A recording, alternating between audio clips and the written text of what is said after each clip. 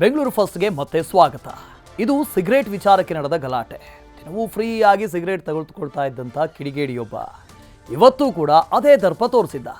ಪುಂಡನ ದರ್ಪ ಪ್ರಶ್ನೆ ಮಾಡಿದ್ದಕ್ಕೆ ಆತ ತೋರಿದ್ದ ರೋಷಾವೇಶಕ್ಕೆ ಇಡೀ ಬೇಕರಿಯೇ ಧ್ವಂಸ ಆಗ್ಬಿಟ್ಟಿದೆ.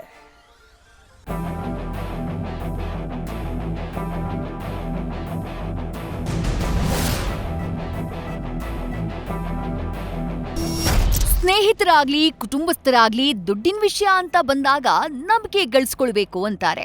ಅಂಥದ್ರಲ್ಲಿ ಇಲ್ಲೊಬ್ಬ ಸ್ನೇಹಿತನೂ ಅಲ್ಲ, ಕುಟುಂಬದವನಂತೂ ಅಲ್ವೇ ಅಲ್ಲ.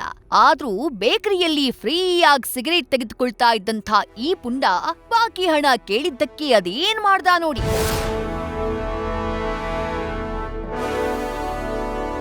ನೋಡ್ತಿದ್ದೀರಲ್ಲ ಹೇಗೆ ಇವನು ಬೇಕರಿಯಲ್ಲಿ ಪುಂಡಾಟ ಮೆರೆದಿದ್ದಾನೆ ಅಂತ. ಹರೀಶ್ ಅನ್ನೋ ಈ ಕಿಡಿಗೇಡಿ Bannerghatta ರಸ್ತೆಯಲ್ಲಿರುವಂತಹ Shrikrishna bakery and condiments ನಲ್ಲಿ ಪ್ರತಿದಿನ ಸಿಗರೇಟ್ ತೆಗೆದುಕೊಳ್ತಾ ಇದ್ದಂತೆ. ದುಡ್ಡನ್ನ ಇವತ್ ಕೊಡ್ತೀನಿ ನಾಳೆ ಕೊಡ್ತೀನಿ ಅಂತ ಅಂಗಡಿಯವರಿಗೆ ಕಾಗೆ ಹಾರಿಸಿದ್ದ.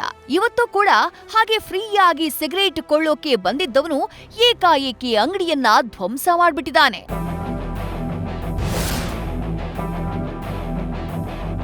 ಸಿಗರೇಟ್ನ ಫ್ರೀಯಾಗಿ ಕೊಡೋಕಾಗಲ್ಲ, ಬಾಕಿ ಇರೋ ಹಣ ಕೊಡು ಅಂತ ಅಂಗಡಿ ಮಾಲೀಕ ಸ್ವಲ್ಪ ಜೋರು ಧ್ವನಿಯಲ್ಲಿ ಕೇಳಿದ್ದಾರೆ. ಇದಕ್ಕೆ ಸಿಟ್ಟಿಗೆದ್ದ ಹರೀಶ್ ನನ್ನ ಹತ್ರನೇ ದುಡ್ಡು ಕೇಳ್ತೀಯಾ ಅಂತ ಗಲಾಟೆ ಮಾಡಿದ್ದ. ಈ ರೀತಿ ಕಿಡಿಗೇಡಿ ಕೆಲಸ ಮಾಡೋರ್ಗೆ ಸರ್ಕಾರ ಪೊಲೀಸರು ಕಡಿವಾಣ ಹಾಕಬೇಕು, ಇಲ್ಲವಾದ್ರೆ ಇದರ ವಿರುದ್ಧ ದೊಡ್ಡ ಮಟ್ಟದಲ್ಲಿ ಪ್ರತಿಭಟನೆ ಮಾಡ್ತೀವಿ ಅಂತ ಕಾರ್ಮಿಕ ಪರಿಷತ್ ಎಚ್ಚರಿಕೆಯನ್ನ ಕೊಟ್ಟಿದೆ. ಈ ಕಿಡಿಗೇಡಿಗಳು ಬಂದು ಆ ರೀತಿಯ ಆ ಮಟ್ಟದಲ್ಲಿ ಹಲ್ಲೆ ನಡೆಸಿ ದೊಡ್ಡ ಮಟ್ಟದಲ್ಲಿ ಹಾನಿಯನ್ನ ಉಂಟು ಮಾಡಿದ್ದಾರೆ.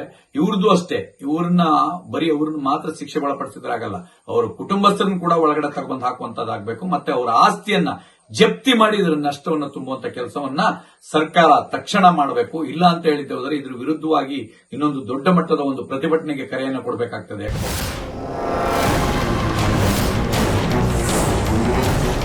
ಸದ್ಯ ಆರೋಪಿ ಹರೀಶ್ ವಿರುದ್ಧ ಬನ್ನೇರುಘಟ್ಟ ಪೊಲೀಸ್ ಠಾಣೆಯಲ್ಲಿ ಎಫ್ಐಆರ್ ದಾಖಲಾಗಿದೆ. ಆದ್ರೆ ದುಡಿದು ತಿನ್ನೋರ ಮೇಲೆ ಇಂಥ ಪುಂಡರ ಅಟ್ಟಹಾಸಕ್ಕೆ ಸರ್ಕಾರ ಆದಷ್ಟು ಬೇಗ ಕಡಿವಾಣ ಹಾಕಬೇಕಿದೆ. ಅಂಕಿತಾ ರೈ ಜೊತೆ ಪ್ರಗತಿ ಶೆಟ್ಟಿ, ನ್ಯೂಸ್ ಫಸ್ಟ್, ಬೆಂಗಳೂರು.